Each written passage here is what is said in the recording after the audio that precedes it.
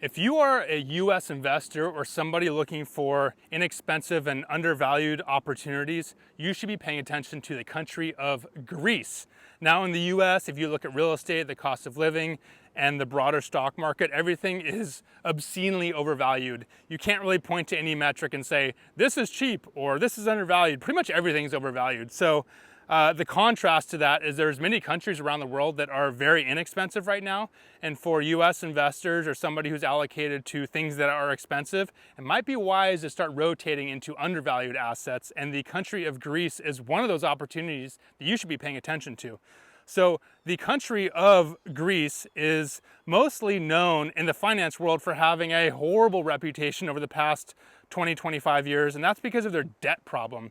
When the 2008 financial crisis unfolded, Greece was probably the #1 country that suffered the most. They had a horrible debt issue, and the long story short is that they had to implement a number of austerity measures that effectively hurt the Greek consumer and just the general Greek population.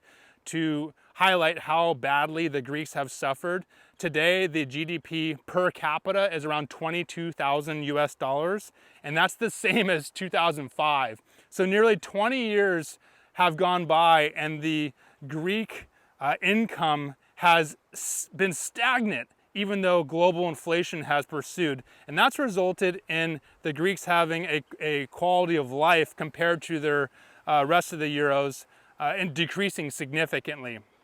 Now, today, the situation for Greece is actually improving.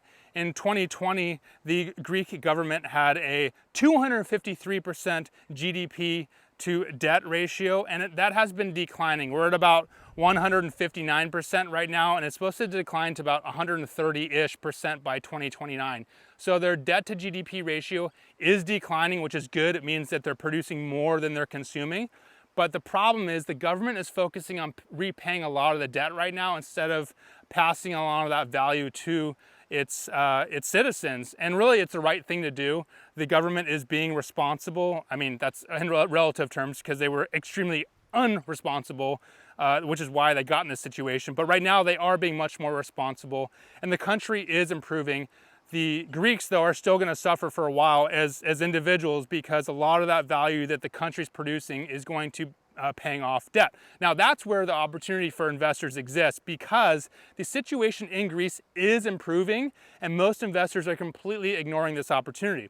So to highlight why this is an interesting opportunity, if you look at Greek stocks traded in the US, there's about 22 of them. All of those stocks combined have a valuation of 2. Their price to earnings is 2, which is ridiculously cheap.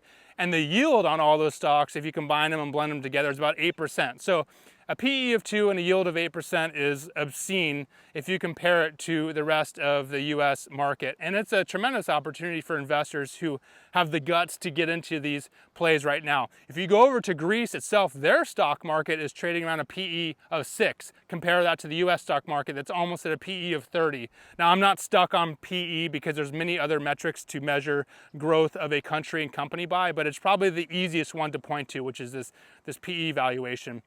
You could go to the Greek stock exchange and buy equities there. It's a little bit more expensive compared to the equities in the US, but again, as an investor looking for undervalued opportunities, Greece stocks look super interesting.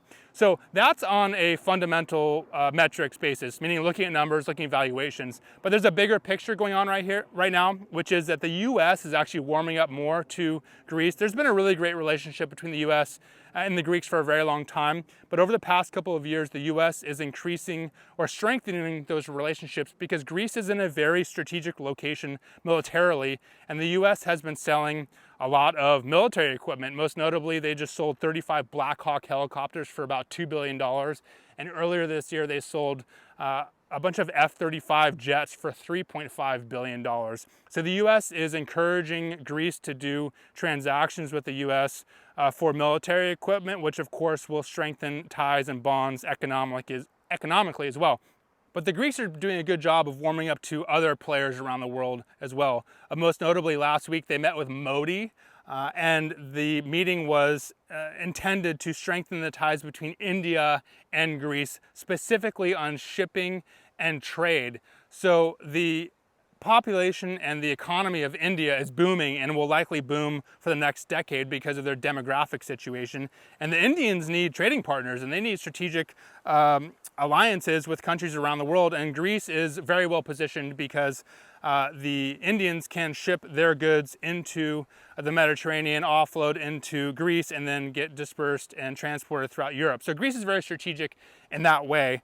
And so the Greeks are doing a good job of making relationships with a bunch of different countries. So if you're an investor looking at the valuation of Greece right now, and you understand it's very, very, very cheap, and then you also look at the bigger picture, which is they are strengthening relationships with major global players, their future is probably pretty bright for Greece, and now is the time to act. Now is the time to start allocating some of your portfolio into Greece equities because it is so, so cheap. There's a couple other countries out there that are also cheap, not as cheap as Greece, but they're more developed, and I'm going to talk about them in the coming weeks. And we can compare and contrast which is the best opportunity, but it's probably all of them. It's probably a good idea to allocate some of your big gains in those overvalued companies right now back into undervalued opportunities in international markets. All right, I'm walking through mud. I got to get out of the wilderness here. We'll talk later. See ya.